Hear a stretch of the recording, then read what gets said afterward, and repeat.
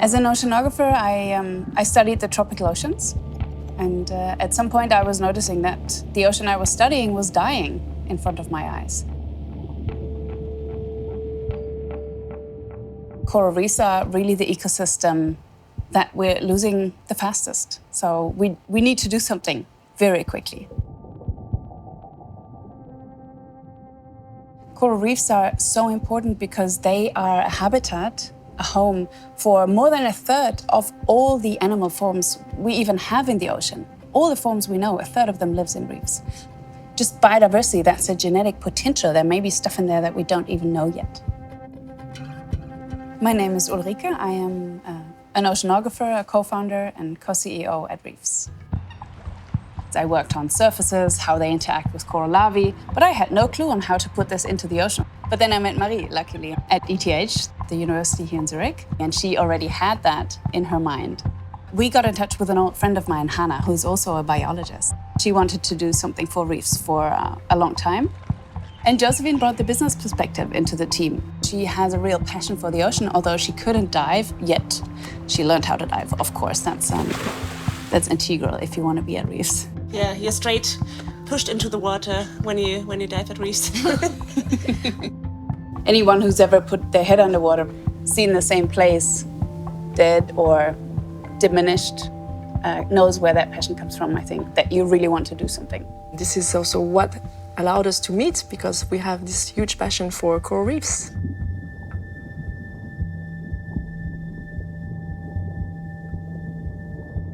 I am Marie, one of the co-founders of Reefs, and I'm behind the reef system.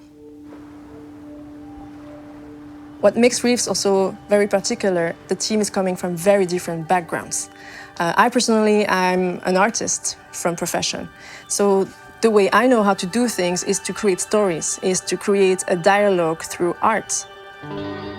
The core of everything that we do is this reef repair system that we've designed, which is made from modular 3D printed terracotta bricks. Clay is a great material that offers great substrate for coral reefs to attach on it. The way we build coral reefs is not thought only for corals, it also encompasses the whole ecosystem. The vision behind Reefs is to create a system that is very easy to use and that we can use everywhere. We saw there was a need in recreating ecosystems that were collapsed.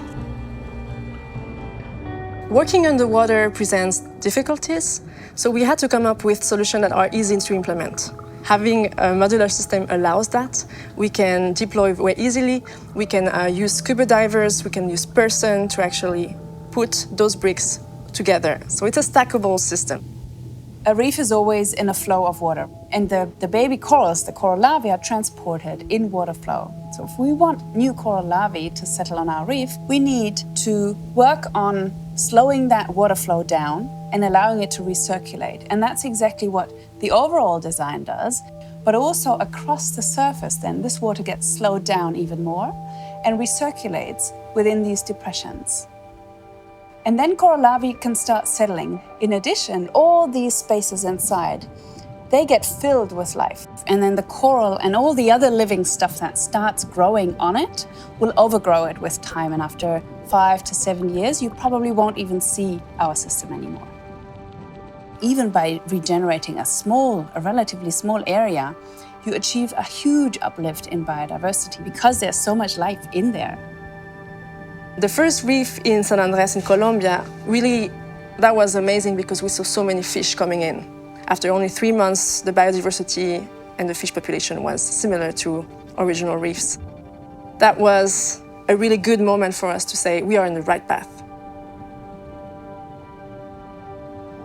For me, that was one of the most emotional moments when Angela from Colombia sent over the first picture with a little recruit on the brick. A little baby coral. Yeah, because that really showed it is working. It is a good substrate for coral settlement.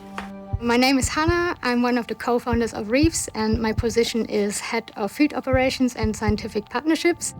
What we really need to understand, or what we want to see, is how the coral larvae settle on our structures and how they perform. So do they grow? Do they stay healthy?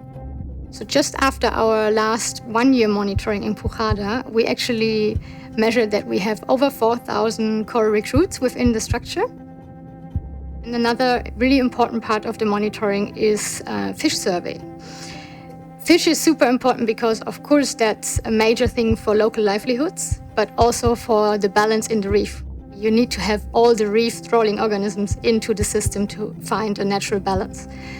So this structure works really well for the fish as a breeding, hiding and feeding ground, and it's actually really nice. We very soon also see that they lay eggs into the structure. We see that predators are coming back.